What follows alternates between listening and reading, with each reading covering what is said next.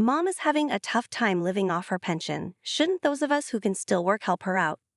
During the inheritance discussion after their father passed away, Billy, the second son, spoke seriously to his brother and his wife. However, his words didn't seem to have any effect on them. Why should we give her money just because she only has her pension? Exactly. Is our mother-in-law planning to take our money now? Suddenly, the oldest son and his wife looked at me with angry expressions like they had just tasted something bitter. It wasn't a look you should give to your parents. Stop trying to leech off us, it's annoying. She should stick to herself except for weddings and funerals and stay out of our business. Hey, that's enough, Billy scolded them, but I was looking down, clenching my fists. They not only wished for my husband's death but also complained about the inheritance and called me a parasite. I must have raised them wrong. I couldn't stand it anymore. Calmly, I told the eldest son and his wife, I understand what you're saying. Let's sever our ties. My name is Catherine. I'm turning 65 this year. I currently live with my retired husband, who is kind and considerate. We have supported each other for a long time. We were blessed with 2 children, our oldest son Dan and our second son Billy, both of whom are now married. Recently, our house has been showing its age, so we plan to renovate. We thought it would be nice if our oldest son Dan and his wife Rebecca could live with us once the renovations were done, so I contacted Dan. We're planning to renovate soon. Would you consider moving in with us? When I said this over the phone, Dan clearly showed his reluctance. Living together? Can you spare me? Rebecca won't like it either. But if we're going to renovate, I want to prepare a room for you guys too. That's your convenience, he replied. If you have so much money that you can afford to renovate, then you can give us some of that money. I'll take it, Dan said. I could even hear Rebecca, Dan's wife, saying, living together is seriously impossible. I see. Let's forget about this conversation, I replied. Dan and his wife always act superior and cold towards us. After I hung up the phone, I told my husband exactly what they had said. My husband looked a bit sad but spoke cheerfully, can't be helped. For our old age, let's just make the renovations for accessibility so we can live by ourselves. So our home was remodeled and transformed into a barrier-free house. Several months after the renovation, we were scheduled to have a meal with both our sons and their wives. First to arrive were our second son Billy and his wife Anne. Anne is a thoughtful person. As soon as she handed me a hostess gift, she came to the kitchen to help. Mother-in-law, you are always so good at cooking. Oh, thank you. I'm grateful for your help, Anne, I replied. As we were chatting, the eldest son Dan and his wife Rebecca arrived. They sat heavily on the sofa and demanded tea. Really, they have no consideration, Rebecca said. Exactly. We are guests here. Hurry up, Dan added. As I was about to serve them tea, Billy approached Dan from the side. Dan, can't you do at least that much by yourself? Shut up, Dan snapped. I sighed. Billy and his wife are kind to us, but Dan was always overbearing, even towards Billy. We had called them together because there was an important matter to discuss. The dinner party started, and Dan, eating grumpily, spoke up. Hey Dad, since you called us here, you must have some business, right? Spit it out.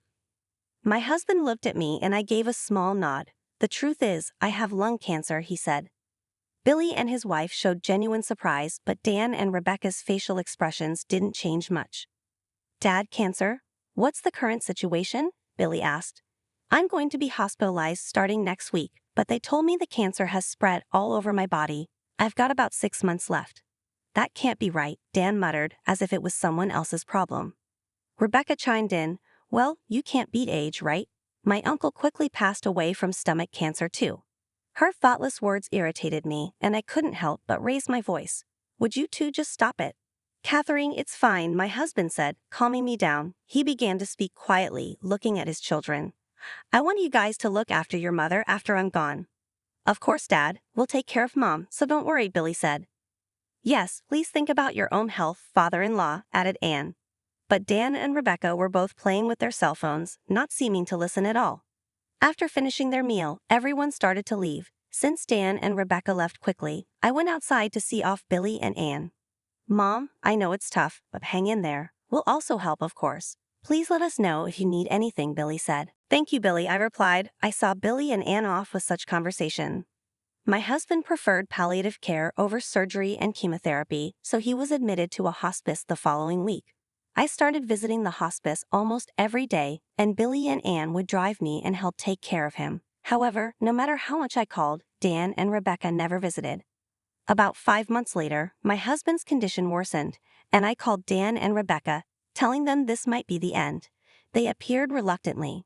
Dan neither held his hand nor said a word to him. Instead, they just stared at my frail husband as if he were some repulsive sight.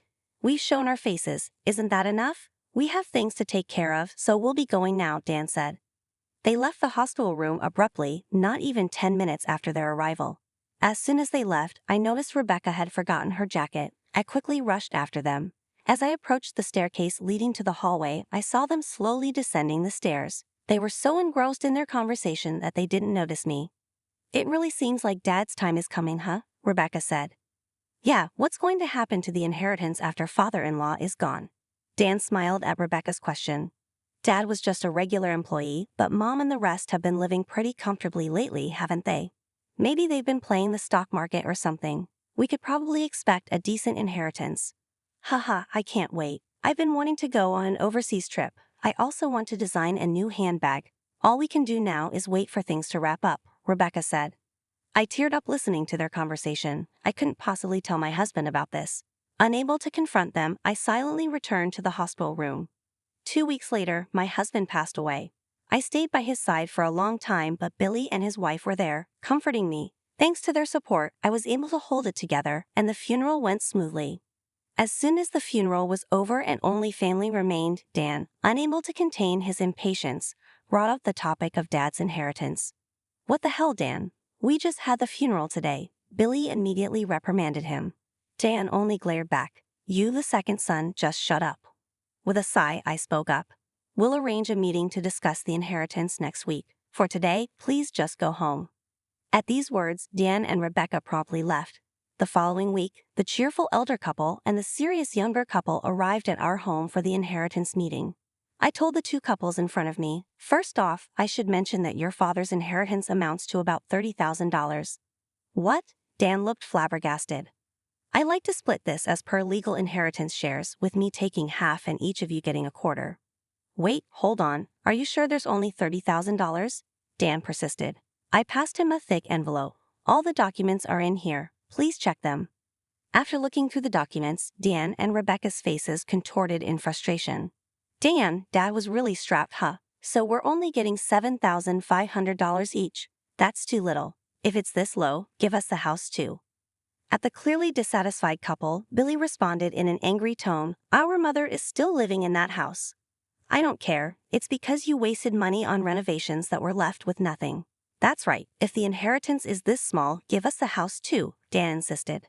I calmly told the irritated couple, "This house was painstakingly renovated by your father so we could live here in our old age. I won't just hand it over. I'll keep it as long as I live." "That's not fair for you to keep everything to yourself," Dan shouted, glaring at me with a look of fury as if he was about to lunge at me. Billy quickly stepped in to restrain Dan. "Your father was worried about Mom until the end. You might not understand that, Dan," Billy said softly, looking at me with a reassuring gaze. "Mom, we're going to announce our inheritance. You should take your share too." Dad would rest easy knowing that, Billy added, with his wife nodding beside him. "There's no need to worry, Billy," I said. But Dan and Rebecca interrupted again. "If they don't want to give their part to us," Dan said, "we'll gladly take it." "That's impossible. Mom is living on her pension. It's tough. We, who are working, should be supporting her," Billy said sincerely, scolding his older brother and sister-in-law. But Dan and Rebecca were unmoved. "Support? Just because she only has her pension doesn't mean we should give our money away," Rebecca argued. "Exactly. Or perhaps mother-in-law was planning to siphon off our money from the beginning," Dan added. The older couple looked at me with expressions as if they had just tasted something bitter. Their eyes were not the kind one should direct at a parent. "Stop behaving like a parasite. It's a nuisance. Old ladies living on pensions should stay out of everything except for weddings and funerals. Just stay quiet," Dan said. "Hey, stop it now," Billy shouted, trying to calm the situation. I had my head down, clenching my fists. Not only did they wish for my husband's death, but they also complained about the inheritance and even called me a parasite. I wondered where I had gone wrong in raising him. Tears welled up in my eyes, but I knew I had to keep my composure. I took a deep breath and calmly said to Dan and Rebecca, "I understand what you're saying. Let's sever our ties." The older couple looked surprised for a moment but then quickly broke into smirks. "Really? That's the best news I've heard," Dan said. "Does this mean we don't have to deal with the old lady anymore?" "Lucky us." Dan and Rebecca hurried to leave, sarcastically calling out to Billy and his wife, "So, there you have it. You guys look after the old lady. Good luck taking care of the parasite." As they stormed out, Billy and his wife rushed over to me. "Mom, are you okay? They're just too awful. We're always by your side. Please don't be upset." I was still looking down, but I raised my face and looked directly at them. "Billy and I have something to tell you." A few months later, while I was relaxing at home, Dan and Rebecca showed up with Billy. "What's going on? We've severed our ties, haven't we?" Dan demanded. "Hey, old lady, we need to talk," Rebecca added, their faces flushed red. Billy, speaking with an apologetic tone, said, "Sorry, Mom. I was asked about the house and I couldn't help but tell them." "That's fine for now. Everyone, please come in," I said, letting them into the house. As soon as Dan and Rebecca entered the living room, they started raising their voices. "What do you mean you're giving the house to Billy? You're disregarding us. What's that all about?" I remained calm and composed. "Billy said he would take care of the house and preserve your father's memories. That's why I decided to leave it to him." Dan looked taken aback. "What? What do you mean?" "Billy and his wife, Anne, have been a great support to me. It's only natural that I would choose to leave the house to them," I said, smiling warmly at the younger couple. "Thank you, Mom." Dan and Rebecca were not pleased. "We're not here to hear that. You said you'd take over the house yourself, didn't you?" I glanced at the eldest daughter-in-law, who looked like she was about to explode, and explained, "I thought I'd give it to someone who would respect your father's and my wishes. Besides, I started receiving some rental income." "What? What is this?" Dan asked, surprised. Ignoring his shock, I continued matter-of-factly, "Remember how my father, your grandfather, passed away last year? Billy attended the funeral, but you couldn't because you were out of town. Your grandfather was a landlord who owned several buildings and apartments. The inheritance has been settled, and I've started receiving rental income." Dan and Rebecca's faces looked like they had been hit by a bolt from the blue. We never heard anything about that." "I never mentioned it before," I said. "Hey, about that rental income, how much are we talking about?" Dan asked eagerly. "Well, it's about $3 million a year," I replied, "so it's easy for me to give one of the houses to my son and his wife." Dan and Rebecca sprang to their feet, energized by the news. Dan and Rebecca's faces fell as they stammered, trying to find words. Dan finally managed to say, "Wait, hold on, Mom. Please listen to me." I gave him a cold stare and said, "You have no right to call me Mom anymore. If you call me a parasite, then don't expect to benefit from me." Rebecca, desperate, pleaded, "Please, you can give us some of the house and money too. We're struggling." I raised an eyebrow and asked, "Struggling? What do you mean?" Dan hesitated before explaining. "We thought we'd get a significant part of Dad's inheritance and lived a bit too luxuriously. Now we're in debt." I shook off Dan's arm with disgust. "I didn't think you could be this irresponsible. This is the bed you've made, so lie in it." The eldest couple's faces turned pale as they realized the gravity of their situation. "That's just too cruel," Dan muttered.